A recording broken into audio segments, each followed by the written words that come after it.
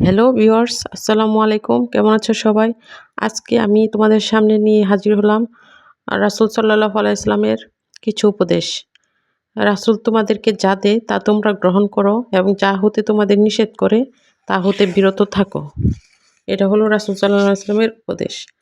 আর রাসূল সাল্লাল্লাহু আলাইহি ওয়াসাল্লাম বলেছেন, নিশ্চয়ই সমস্ত আমল নির্ভর করে নিয়তের উপর। প্রত্যেক ব্যক্তির জন্যই তাই রয়েছে, যা সে নিয়ত করবে।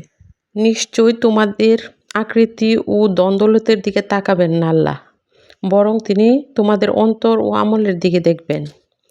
হে লোক সকল, তোমরা আল্লাহর নিকট তওবা করো। নিশ্চয়ই আমি দিনে আল্লাহর নিকট 100 বার তওবা করি।